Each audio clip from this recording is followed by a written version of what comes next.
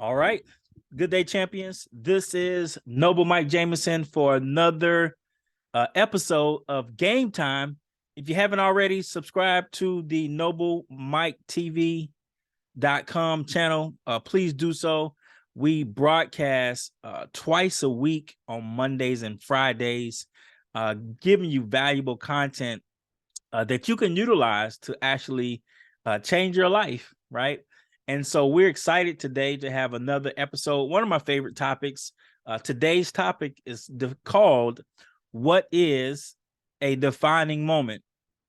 Okay, what is a defining moment? And the reason I'm excited about this one is because in my 47 years of existence as of today, I can think about a couple of different moments that have taken place in my life that have literally altered the course on how I actually live out my life principles and the things that I and do and how I do those things. And one of my mentors said, many years ago that you'll have, 1,000 defining moments in life, and 20 of those moments will radically change your life. So if you're taking notes, I want you to write that part down. You'll have 1,000 defining moments in life, and 20 of those moments will radically change your life. And when I say radically change your life, I'm talking about where you were on one trajectory at one point, and then you had a defining moment, and therefore you got set on a total different trajectory as a result of that, or something happened in your life that from that moment forward you've continued to live out a way of life, a set of principles, a set of guidelines, a set of philosophies as a result of that. And so today's Game Time podcast is one of transparency, is one of authenticity, because I get a chance to kind of share with you some of the most intimate experiences that I've had in my life that that result in how I do so much of what I do even today. And for many of you who I've had a chance to meet in real life, or that know me in real life, know that one of the things that is super important to me is being on time, right? And it's not because I am going opposite of a typical stereotype for people in my community. It's because I've had a defining moment as it relates to time. And I was sharing the story with a really good friend of mine just a few days ago on how vividly I can remember this defining moment that I'm actually going to share with you today. So for me, whenever I go to a meeting, like an in-person meeting, I'm always there early. I'm always there early, right? If you're early, you're on time. If you're on time, you're late. If you're early, you're on time. If you're on time, you're late. So I'm always early to meetings, conference calls. I'm always early to conference calls. You name it. I've got embedded in me a philosophy, a principle that I will always be early, always. And so if you are expected to meet me somewhere where it's online or offline and I'm not early, you got to know for sure that something's wrong, right? Something's wrong. And I can take you back to the moment where that changed for me. I was probably, maybe let's call it 4 years old, somewhere between 3 and 4 years old. Now, obviously, that's a long time ago because I'm 47 today, right? And I was with my mom. My mom, who, for those who don't know my story really quickly, was a single parent, right? She was just a baby when I was born, like 16 years old when I was born. So now, let's say if I'm 4, then she's 20, right? So anyway, she's figuring out life with as a young mother, and she's working a job during the day, going to school at nights, and one of her jobs used to work for a bank. So she had banker's hours, which were 9 a.m. to 5 p.m. And so obviously, with a young child in kindergarten, I would go to pre-K, right? And at this pre-K center, I'll never forget it. The director of the center her name was Miss Bennett, right? Miss Bennett. So I'll go to pre-K, and my mom would, obviously go to work. And for those who have experienced the whole pre-K experience, if you're late picking up your child, they fine you for it. So in this particular instance, I guess this would be 1979, right? You would get fined, for every 5-minute increment that you were late. So if you were late, if you're supposed to be picked up at 4:30, let's say 5 o'clock, then at 5:05 there was a fine. At 5:10 there was a fine. At 5:15 that was a fine, right? So it kind of fined you in 5-minute increments. So anyway, I'm going to Miss Bennett's pre-K program while my mom goes to work. But she got banker's hours, okay? So she goes 9 a.m. to 5 p.m. So she's off at 5, and you have to be picked up at 5. And so Miss Bennett, for the most part, gave my mom a little bit 15-minute grace period. But anything can change your route, right? Anything can change your route. The weather could change your route in terms of time. An accident can change your route in terms of time. The job itself, you may have to work a few minutes over, can change your route, meaning it just takes a little bit more time in order for you to get there. So here I am, 4 years old, at Miss Bennett's pre-K program, and my mom is fighting getting me picked up on time 5 days a week.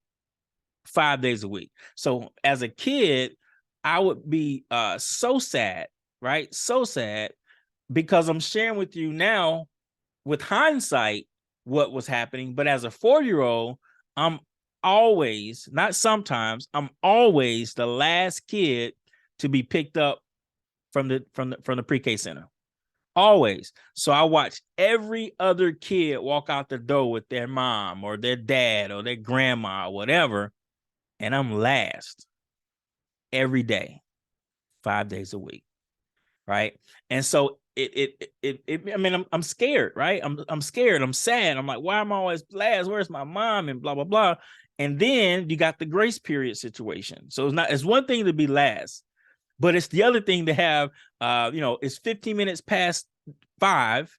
Your mom isn't there yet for the different reasons that may occur, as we just talked about.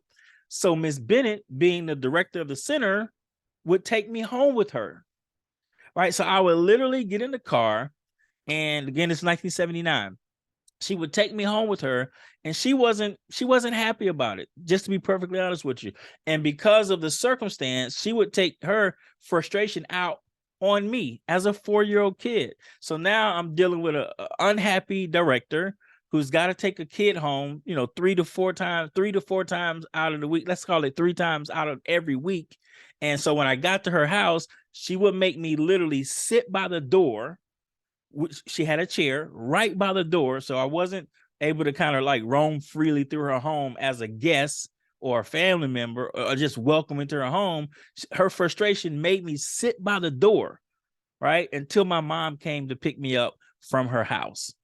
And I just felt like it was so mean. I was so scared. I was so traumatized by that experience. And so that ingrained in me that, you know what?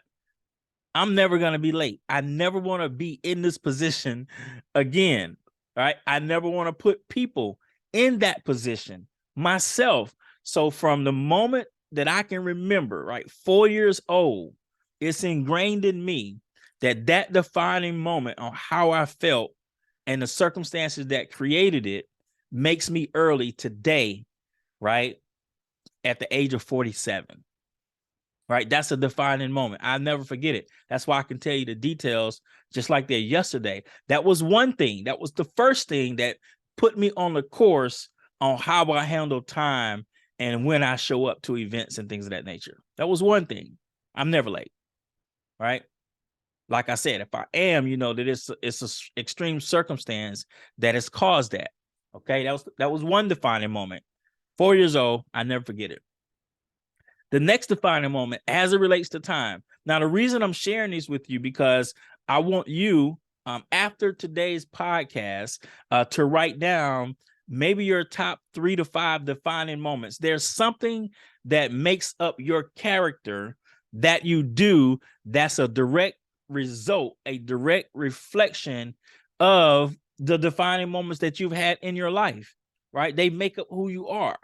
And I want you to write those things down, because it is those stories that you will be able to share with the people, the life lessons, all right, the valuable life lessons that you've gotten. Okay. So let me share with you the second defining moment. Remember, there's 1,000 of them in your life, right? As you get older, that number increases. And 20 of these defining moments will radically change your life. So the second defining moment that relates to time and how I handle time happened when I was in middle school. So again, think of the framework: mom as the single parent, young man she's raising. So now the dynamics are starting, the family structure is starting to take form, and me as a young man is starting to think about, the protective side of what men do, and so forth and so on. So now I have this, protective shield that I want to put around my mom, and I'm paying attention to, who are these boyfriends and what their intentions are. You know what I'm saying? These are the types of things you're thinking about as a young man, right? So I'm in middle school. And so it is probably, so we say middle school starts in the 6th grade, where I grew up in South Carolina, Greenville, the 864. So 6th grade, that's 11 years old. 11, when I'm 11, I mean, it's 1986. So let's say 1 year up, let's say 7th grade, maybe, right? So it's probably, actually I'm older than that, because we had just moved to Charlotte. So let's give it 9th grade. So let's call it freshman in high school, 9th grade. So now we're in Charlotte, okay, the Queen City. So freshman in high school, 9th grade, let's call it 14 years old. So at the age of 14, we're looking at what, 75 and 14, we're looking at 1989, right? 1989. Okay. So it's 1989. We're in Charlotte, North Carolina. I'm in the 9th grade, and I'm home from school. I've already been to basketball practice. We kind of got our family routine down. After school, I go to basketball practice. After basketball practice, I come home, et cetera, et cetera. So now my mom is not there. So at this point, my mom is, she's self-employed. So she's working for herself, running her own business from a office that she has. Okay. But she's not home. Now, there's no cell phones in 1989. Okay, trust me, there's no cell phones. So anyway, my mom is not home. So naturally, I'm worried. I'm like, geez, where's my mom, right? And so I get a phone call to the house, and it's my mom, right? And it's probably maybe 30 minutes to 45 minutes after the time that she would have normally been home. All right, so I'm worried. So I get a call, and it's my mom, and she's, I can hear the fear in her voice, even though she didn't say she was scared. I can hear it in her voice, right? You guys know what fear sounds like when a loved one is talking. I could hear that. And she was just telling me that she got a flat tire on her way home from work. And because she got the flat in the lane that she was in, that it took her some time to navigate the vehicle from the lane to the side of the road, and then to get to a phone, a pay phone. By the way, you probably don't see many of those in today's world, but they were very popular in 1989. And to call to let me know what was going on, right?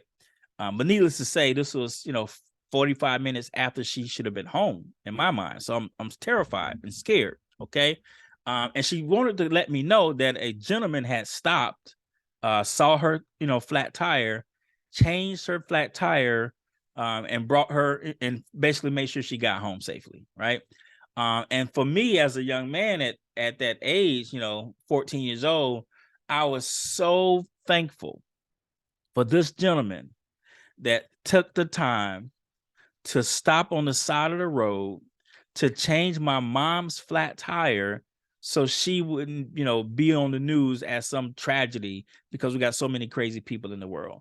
So because of that moment, because of that defining moment in my life, right, I've always made sure that when I'm on my way to an event, whether it's local or long distance, that I leave enough time that in the event that I see a female on the side of the road, whether it's a flat tire or just broken down, ladies and gentlemen, I stop. Right? Because I'm back to the nice gentleman that helped my mom in 1989. I'm back there, right? Because it could have went a totally different way. That molded me, right? That molded me to be that man in today's world, right? And pay it forward the exact same way, with no intention, with no ulterior motive, with only the intention to help make sure that this female, who could be somebody else's mom, right? Somebody else's sister, somebody else's wife, somebody else's daughter, to make sure they get home safely. I do it now, right? Now, I've had to, it hasn't been 100 different times that this scenario has come up, right? But it has come up twice that I'll share with you. It came up one time when I was making a trip from Atlanta, which is where I reside now, to Birmingham, Alabama, right? It's about a 2-hour trip between Atlanta and Birmingham if you're driving, okay? And I was en route to do a meeting there, and about halfway there, I'm getting gas, somewhere, halfway between Atlanta and Birmingham, Alabama. And I pull up to a gas station, and there's this probably no more than 21-year-old young girl at the gas station, hysterical, in tears and crying. She's on the phone. I'm getting gas, and I'm just, looking to see what's going on. And guess what? She's got a flat tire. She's never changed a flat tire before, I'm sure. And she's on the phone, and I can hear that she's talking to her dad. She's talking to her dad, and she's crying, right? He's trying to walk her through how to change this freaking flat tire, right? So what do? In my business casual attire, right? What do? Man, I go change that tire. Without a blink of an eye, I changed that tire, roll up my sleeves, took off my jacket, boom, boom, boom, changed the tire, talked to the dad. Hey, man, your daughter is safe, no worries. He's like, hey, can I send you some money? No, you don't got to send me no money. This is what we do, right? This is what we do, defining moment. I'll never forget it, right? So those two instances from the time I was 4 to the time I was 14 are instances where those moments have ingrained in me the importance of being early. The importance of being early. Those are defining moments for me. It won't change. They won't change. Okay. And I'll share another one with you. This one relates to the academic world. So when I was in the 6th grade, so I'm 11, I was a kid that, because of my intellect, right? I would call myself a nerd in the latter parts of my academic career. I realized that I could pay attention in school, sit on the front row, and because of that, I didn't really have to study as much, right? Because I just paid attention enough in class to really grasp the concepts, until I got to the 6th grade English class that I had at Hughes Middle School, right, in Greenville, South Carolina. And I had a teacher, her name was Miss Allen. And Miss Allen was my biggest challenge because she was so strict and so disciplined with how she wanted her students to do their work and turn in their work, that it caused me problems. So even though I was smart, I wasn't necessarily the most disciplined. And when I say discipline, I mean, when you did your work in Miss Allen's English class, okay, just think about the paper, right? You got the ruled paper, the lined paper. On your paper, you had to have, in the upper right-hand corner, you had to have your name, the date, and the period in the upper right-hand corner of your paper. Your name, your date, and your period in the upper right-hand corner of your paper. If you didn't have your name, your date, and your period in the upper right-hand corner, guess what? She didn't even grade your paper. Like, she didn't even grade your paper. It was an automatic F. So you could have the name and the date and no period, F. You could have your name and the period with no date, F. Didn't matter. Okay. And then once you had the name, the date, and the period in the upper right-hand corner, you had to fold the paper hot dog long ways, right? Not flat, right? Hamburger, but long ways. So you could turn it in, right? So if you didn't fold your paper the right way, guess what? She didn't even grade it. F. No matter what was on it. So I'm just giving you examples of real life on how she was. Okay. And then you got into the actual content of the English subject matter. Okay. So needless to say, in Miss Allen's class was the first time that I ever received an F. Right. That I ever received an F. I had always gotten A's and B's for the better part of my academic career. Got my first F. And obviously my mom wasn't excited about that when she got the report card. And so we had a, conversation about it as we wanted to identify what the problem was. And so she gave me a challenge. She said, Michael, it's really not the material that you're not grasping. It's the discipline that you have a problem with. It's not the material. You're good at English. Your papers are fine when she actually gets to grade them. But it's the discipline and the attention to detail that you have a problem with. You got to pay attention to detail. So here's what we're going to do. She said, if you can bring this F up to an A by the end of the year, I'm going to buy you a Honda Spree. So this is I'm sure it's 1987, somewhere around in there, right? 86, 87. And the Honda Spree moped was so popular in our neighborhood that it was almost like a motorcycle club, because you would have 30, 20 kids on the weekend. We would pick one of our friends home and we would all get together with our mopeds for those that had them. And we would just ride through the neighborhood as a club, right? It was cool.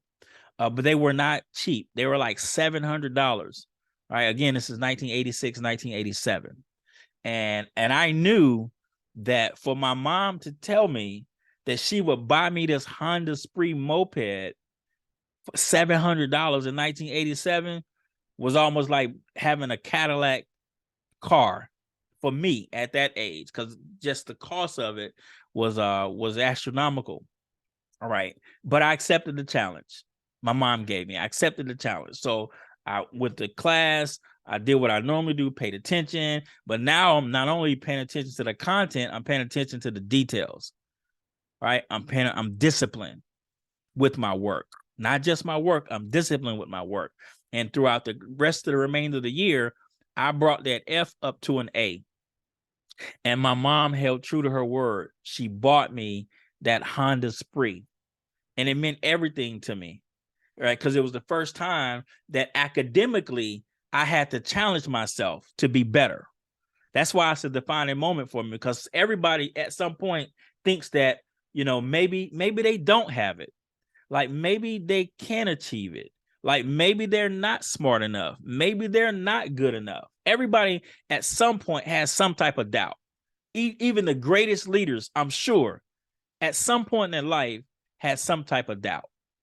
And there was someone or something that reinforced, right, who they are and what they are to bring out the best in them. And my mom did that for me with challenging me to be better, challenging me to be disciplined, challenging me to be focused, challenging me to pay attention to detail in the English class. And the reward was astronomical for me at that time. So this was 1986, 1987. Okay. Ladies and gentlemen, the date of this podcast, Game Time, November the 25th, 2022, right? I still have that Honda Spree in my storage room across the street. I still got it, right? From 1987 to today's date, 2022, I still have that Honda Spree. It's got 2,300 miles on it, barely even written. I don't even think I'll cranking it up in 15 years, but I still got it, right? That has been a defining moment for me on when I was challenged academically to be better. And so from that moment forward, I realized that if I buckle down, if I pay attention, if I get focused, that I can accomplish anything that I want to accomplish, right? Academically, or any task for that matter. And it held true to form. I could share another story with you when I got to the end of my 11th grade year, and so forth and so on. So these defining moments, ladies and gentlemen, shape you.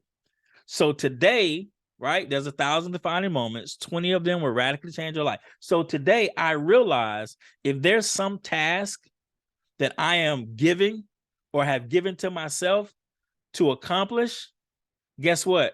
I know that I can accomplish it with discipline and focus, because all the way back in 1986, 87, right, and a few other moments after that, I've succeeded in doing so, right? So those moments in my life were shaped by that moment, that defining moment, right? So I've given you 2 of the 20 just in today's podcast. And there's another 18 that I can promise you I could share with you that have shaped who I am and how I conduct myself today, right? And so what I want you to do after today's podcast is I want you to journal your defining moments, right? Because I can promise you, you can pinpoint the things that you do, how you do them, back to those 20 things. I promise you, you can. You can pinpoint them back, okay? And so I'm excited that this is something that you can utilize to be the contents of your next book or perhaps your next ebook, all right? But it's important to write these things down because those tests will absolutely positively be a testimony for somebody else. For somebody else. Okay? I'll share one more with you in closing as it relates to academics. So it's the end of my 11th grade year in high school. So I'm a rising senior. And my mom, I always call my mom my first best friend, right? Because everybody loves their mom, but your moms are typically your first best friend. So my mom has this conversation with me at the end of my 11th grade year, and she calls me into her room, and I go into her room, and she says she has a very blunt conversation with me, and she says, "Hey, listen, I want to see what you want to do at the high school. All right, next year is your senior year. I want to see what you want to do at the high school. You're gonna have like 3 options. I'll never forget the date. I'll never forget this moment. You're gonna have 3 options. Number 1, when you graduate high school next year, you can get a job,